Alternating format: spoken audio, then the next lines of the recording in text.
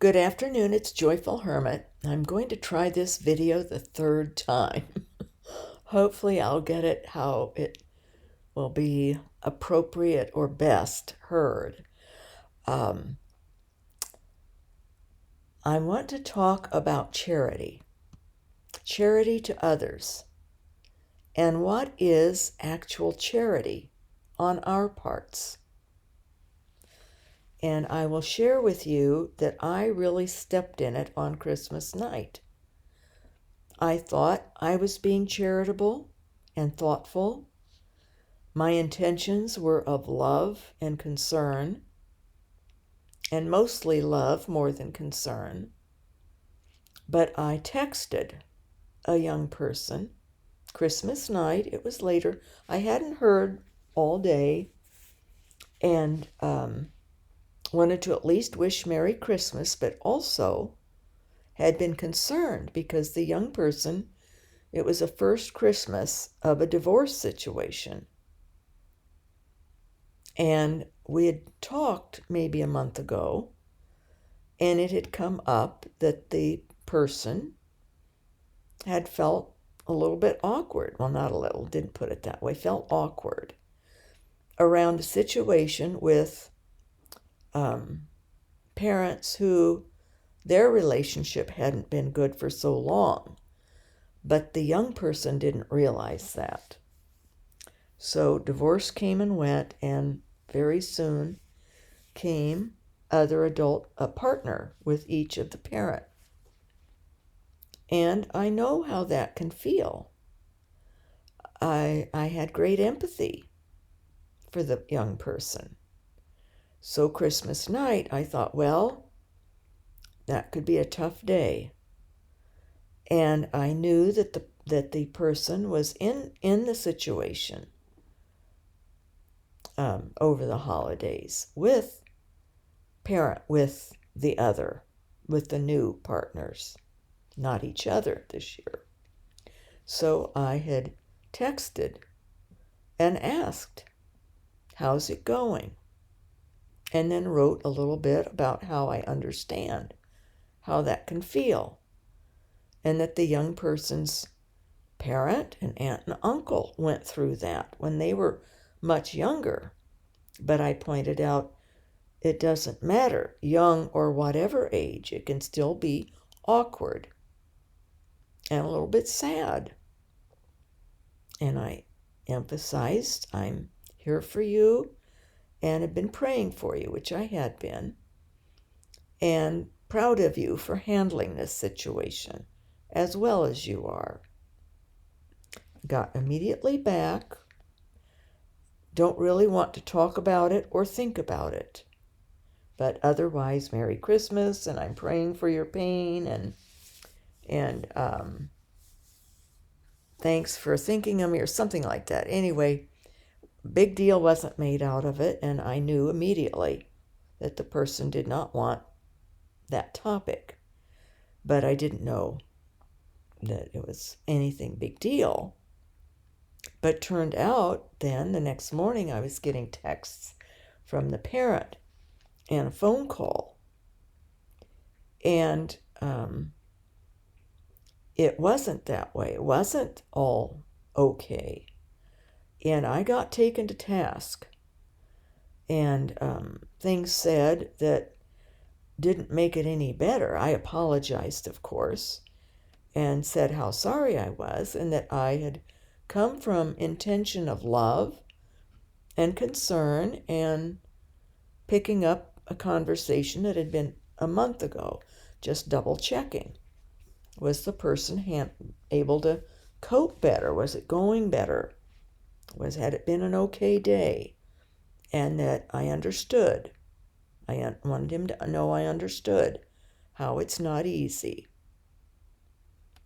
But instead, to me, the person had been okay. Just don't want to talk about it and don't want to think about it. Which also, though, led me to realize that it was a hot topic, it was a sore point, And of course, I didn't say anything more and just stopped. That was it. Fine. But then the phone call the next morning, well, it ruined our evening. The adult with the friend, the partner there, ruined our evening because the young person expressed upset or seemed tense or something. The parent said seemed tense and upset. And of course, that hadn't been anything that I picked up on at all. It seemed the opposite. The person was okay, but firm on, I don't want to talk about it and don't want to think about it. That was it. Enough said. Fine. I wasn't going to say another word, and I won't. But then in the meantime, then with being raked over a little bit quite a bit the next morning, got myself in trouble. Other things were said to me that were rather cutting, and I did stick up for myself a little bit, not on the aspect of stepping in it. I owned that and won't ever do that again. But it was more personal things of me that were said that I defended myself and said, well, in fact, people my age do call me and want advice and want feedback or want to talk over issues with their adult children or their grandchildren. And I've also had people in my adult children's age range who they don't know, but who talk to me and want to talk over situations. So it wasn't, that had been laid out to me that I wasn't respected in any of that way, that didn't have any utilization of that sort, which I have had. So, but the whole thing made me realize this doing for others, because I had read something written by St. Augustine, a tract he had written on love of God, and he talked about how we love God is through loving our neighbors. And he immediately went into corporal works of mercy, doing active works of love and kindness for others, helping others, gifting them with food or clothing or money, or helping them with work or tending them when they're sick or something, if they need help. Like my neighbor who had come over that night to help take the dogs in and out for me when I was too sick, and to call the ambulance for me. So that's corporal works of mercy, acts of active service for somebody. But we still need to pray and think through, is this really something another person wants and needs? I've given the example, maybe I took that video down also, but I have this example of COVID's going around here. Terrible COVID. People are coughing and coughing for hours, and their cough lasts long after their COVID is cleared. So they can be sick for a good 2 weeks with coughing, but when they have the COVID, they are really sick for a good week or 10 days with this COVID. So, is it charitable when we have COVID to go over to somebody's house and know that they rest a lot and walk in their house with your COVID and have bought them something and you've held it all the way over or in your car, coughing and coughing? You've gone to the store to buy it, or you've made soup or something, coughing and coughing, still horribly sick, barely able to get up yourself, but tired of being in bed. So we're tired, we're bored, we like to do for other people,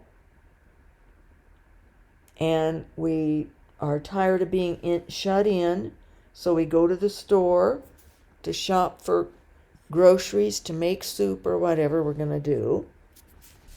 And then we want to bring the soup to someone else, even though we're sick, and we make it when we're coughing, and someone else is in the house coughing and coughing because they're sick with COVID too.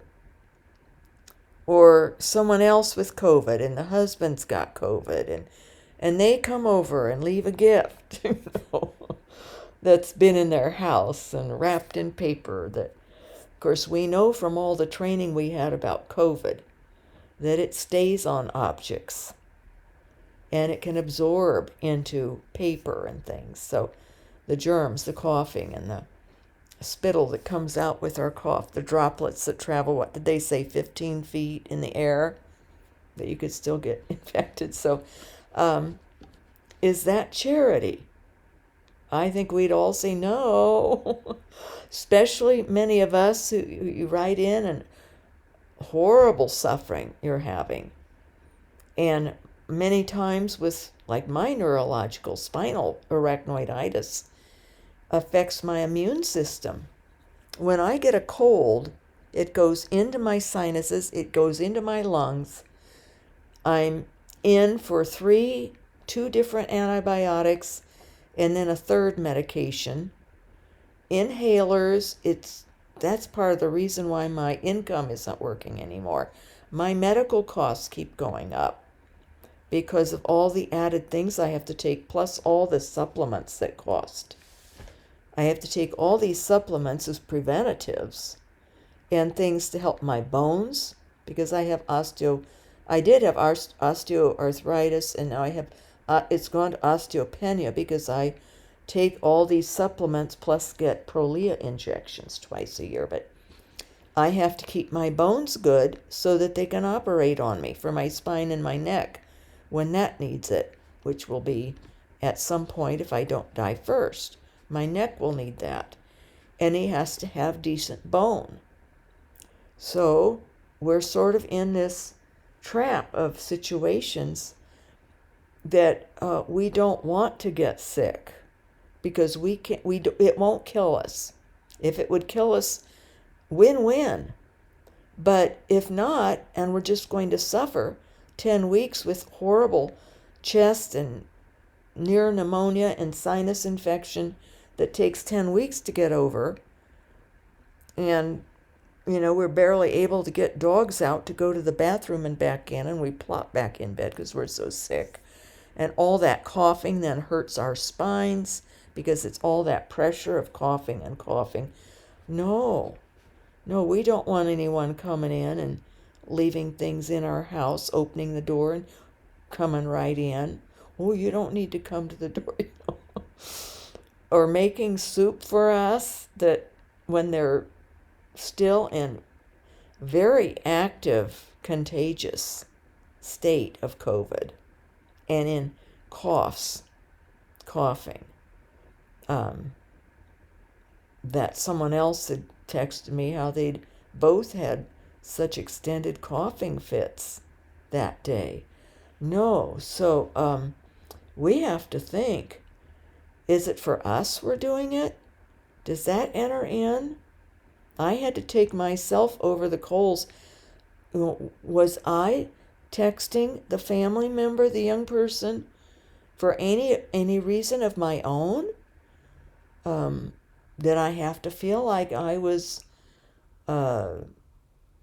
helping? Or I don't, but I decided no, I was genuinely concerned and knew what a rough day, and knew that this person was there with the parent for a week or more, and how was he doing with that? How was he handling that? And to let him understand I was thinking of him, and that I understood what it was like based on my own situation and his aunt and uncles and his mother's own situation when they were young. They went through that with their dad, with always a woman there in the apartment, and then he got a townhome or a condo and then a home. Finally settled down with one, but it was hard on them. So, but it was still all wrong. that I did that. I should have prayed. So then I've been asking myself in these few days, do I somehow think that prayer is not an act of mercy? It's a spiritual work of mercy, prayer is. Do I somehow think that that's not good enough, that it's not as good as doing something active, something interactive, something tangible and temporal? Do I lack that kind of faith in prayer? Or have I just not thought about it? Well, it came down to I hadn't really thought of it. I hadn't asked me that question. Do I think prayer isn't enough? It isn't good enough. And that the other is somehow better. When so much can go wrong with the other. Unless, as I say, we gift money. That's always a safe thing. Anyone can always use money. And in fact, people had, I had a friend who gave me, I immediately turned around and used it for someone else. I just kept my gifts got used for other people's gifts. And it was a help because it's tight. Giving gifts is hard when you're tight financially. So I just used what was sent to me to help defray for the gifts for others. And that worked out well. Thank you. Thank you, a couple of people. Or, I would ask for like an Amazon gift card for the one family member asked what I wanted. And so that gift card actually went toward the purchase of that person's gift. So that's always a usable gift, is money or gift cards. They can always be given to someone else if the person doesn't need. But it's something to consider. Is a spiritual work of mercy not enough? And I said, yes, it is enough. It has to be enough. I don't have the body to go and do, but I could have, and I did offer to the both families with COVID to go to the grocery for them, to make food here. I would put my back into pain for that because I will get over it. But I don't for myself cause the added pain, but I would for someone else. If they would let me make soup for them, they stay in bed and I make the soup and give it to them this time. Or I offered to go to a restaurant if they had a favorite restaurant, if something sounded good to them. I would go and get what they wanted and bring it. And I would leave it at the door, ring their bell and leave it and leave. Because, and if they needed tending, yes. If somebody really needed tending, we would go in and pray the Holy Spirit to protect us from getting ill. But we would sacrifice ourselves if it were a true need. But neither of these people needed anyone to come in and nurse them. Not like I needed the neighbor to help me over a week ago. I needed help getting the dogs out. I couldn't do it. And for her to call the ambulance for me because I was throwing up too much to explain or even give my address. So this is a good thing. I mentioned it to a person who private messages, the one that with the horrible COPD. And she's in the same situation that to do for others. Now they she has a husband and she'll sit and peel potatoes or something to help make soup or whatever they're cooking, mashed potatoes or things. And her husband does the bulk of the cooking because her lungs are at a point where it's hard for her to be very active, to stand up and do a lot. She sits and does things for their family who comes to visit. But as far as being able just to go out and do things, she can't. So for those of us who can't really easily without causing a lot of added pain to ourselves, which then can boomerang, in which then we need other people to help us. That's not charity. If we get ourselves in a bad way, that then we have to call on other people to come help us. So prayer, spiritual work of mercy. Prayer is the most powerful, but we need the faith that it is, and to release ourselves from, maybe some people become driven, especially us older people, if we're healthy.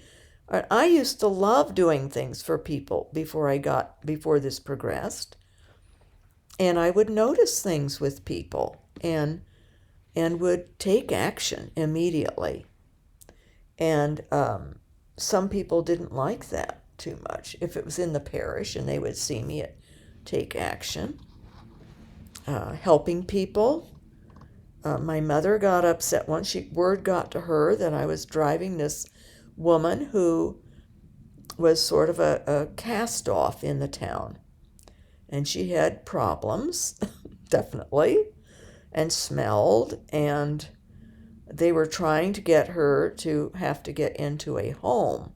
People were willing to help pay, but people didn't want to drive her places. And she wasn't yet in a home. And she wanted to go places, like to churches and different things, functions. And people were awkward with that. They were uncomfortable around her. She had mental issues. She could get loud, and she smelled.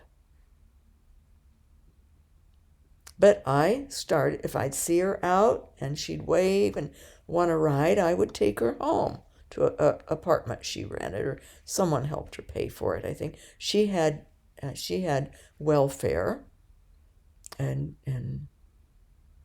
medical insurance for people who had nothing. And so, but my mother had gotten word. People were reporting to my mother and dad, who lived elsewhere, what I was doing. And my mother said, "Now you just need to stop. Just stop. People aren't liking this. You're making them feel guilty by doing these nice things for her." She didn't say nice things, my mother didn't, but they were nice things. Her name was Ethelinda. Why should Ethelinda be stuck in and never be around people?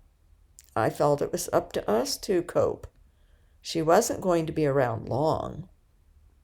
They were actively working on trying to get her into some kind of a care center, which I agree would be good for her. She didn't want it. She was fighting it, but her situation was coming, age-wise and health-wise.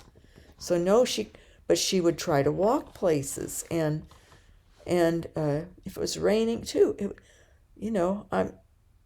I wasn't going to be cruel, and it didn't bother me if she sat in my car and smelled. I always would repeat, "There, but for the grace of God go I," and look at me now. I'm not in the best condition, so hopefully don't smell. But my neighbor came over. I had been vomiting. She didn't know I didn't have the flu. I told her, explained to her it wasn't, and she trusted me. But still, it's uncomfortable for someone. But she had that capacity to die to self enough. And I had decided I wasn't having other people do anything. I was doing it. I was giving her a ride, taking her places, especially when I would see her out, because she walked with a cane and her feet were sore, and bless her heart, that was a charity that she wanted and needed. And it wasn't long, maybe 3 months, and they got her into a facility. And it was over. I wasn't driving her anymore. So, and I had to stop doing acts of charity with my Down syndrome friends. when I ended up needing to move, and I for a while tried driving back to the town to take them to church and things, it got to be too much. I couldn't do it. And someone else, though, in the parish had seen me helping these 2 Down syndrome men. And they started taking one of the men home. And he loved it far more because they had 2 little boys. Well, like in junior high and upper elementary. And Tom loved that.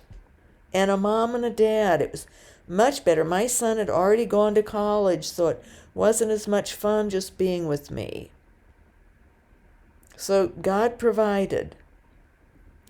But the prayer situation, the spiritual work of mercy, I need to take to heart. And to do that, have that be my number one go-to. Especially in any situation that is going to be tricky with others. And I'm not talking just the one person, but if it gets the parent involved, and then it gets unkind, and if I did mess up, I messed up. I had no idea that the young person was that riled that it was going to ruin 2 adults' movie. And I'm glad I did find out that he does have counseling now. I wasn't told that. So I was missing information that I wouldn't have even broached expressing my support had I known. So big lesson learned for the old lady.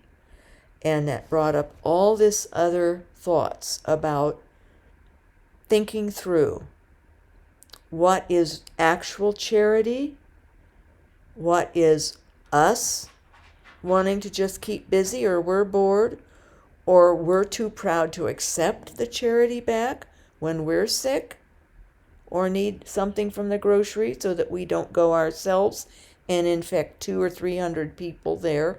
Not that you would, but conceivably, grocery stores are crowded places. And any one person in that store, it's a big grocery store, and 2 of the people with bad COVID went there from the same household separately, when they have healthy family a half-mile away who would have jumped to go for them. But they wanted to get out. They were tired of being sick at home. That's not charity. No one in that store, if they knew, or if they started coughing in there, would have appreciated it at all, that they were in there with their terrible COVID. And my neighbors, I've offered all these things, but we'll see if they take me up. Probably won't. But all we can do is offer. But we think through all the different things that they may want. If not us making something, offer going to a restaurant and bringing something to them that sounds good to them. Ask them what sounds good. Ask even if you have a recipe that you like. Text it to me and I will make that for you. And double check with ourselves. Is what we make even edible or tasty? If not, don't even begin to make it and take it, especially not when you're sick. And other types of considerations, we have to consider our finances. And I'm trying to set aside, if I can, a little bit to get to Nigeria. But I'm going to stop talking. I'm not even sure what all that is on this video that I'd already said on the other 2 or opposite of that. But you get the idea, and take it from me. You don't want to mess up and get yourselves in trouble. because I've got a young person upset. I've got a parent very upset. They're probably fine now, but it's never good when you set yourself up for someone to then to take you to task and then go deeper in with personal barbs and stuff of maybe liking it a little too much, taking down their elderly parent. So I avoid that if I can. I try to be squeaky clean and good and stay out of the way. And because that's charity too sometimes. Sometimes charity is staying clear and praying. So I ask for your prayers, and I ask them for my family and for the young person in particular. And I had this idea, but I'll talk about that, I think, in another video, of advice and suggestions I had given in a upsetting situation that was going on between a young person and a parent, in which I was texted and gave some ideas. None of it was taken. And then I had this other idea later that I thought was really good, but the parent didn't go for it. But I said I'll do it myself. Why not do it myself? It involves prayer. So God bless His real presence in us, and thank you for all your prayers for me, all your love, and also your tolerance for my long videos. It's very kind of you to tolerate them. And of course, skip and jump through or don't even watch them. But this charity thing is important, especially when I noticed that Augustine went right into active works of mercy, which are great, but they take any active work of mercy, whether it's going to be talking to someone, listening, or doing, takes more thought and dying to ourselves, putting ourselves in another person's place, and getting to know as best we can what someone else would want. And in the thrift stores, omnia pro Deo, all for God. Give what we would want to wear. Don't give things that we would toss away. Give what is still nice to thrift stores or to the food banks. Give stuff that's still in the sale date, and things that are tasty, not cast off stuff. Like, it can be stuff that we don't like, as long as other people like it too. If we just have a taste that it doesn't do well for us, but most people love that item, then yes, that's a good thing to donate. But we have to consider others. If it's going to be an act of charity, we have to consider what they need and what they want, also what they would like. That's the best. And and as far as talking, the timing, what I realized, I should have texted, are you doing anything right now? Do you want to talk on the phone, or do you want to text? Or well, I didn't. Do you want to talk about this? Are you handling it okay? And then I didn't need to maybe go into the examples of how I understand based on his own mother and uncle and aunt who went through the very same thing he's going through. Years ago they did. And it wasn't easy on them either. But of course, all of us who are older, we know how easy it is to forget how it was for us when we're in new situations then. And we think, well, he's older, he can deal with it, he can handle it, No, he's not handling it. So,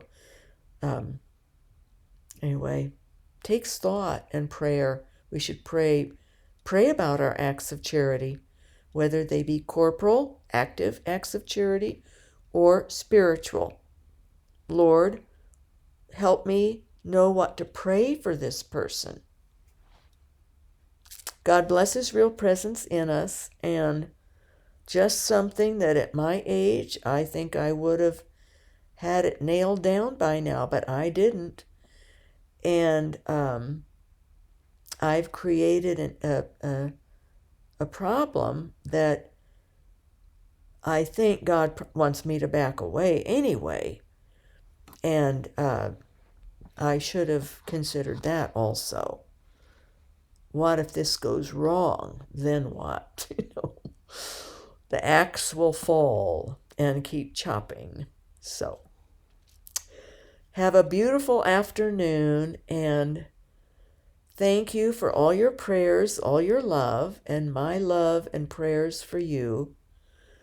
And leave comments, any other ideas you have on things to consider in our active works of mercy and our spiritual works of mercy. God bless you all.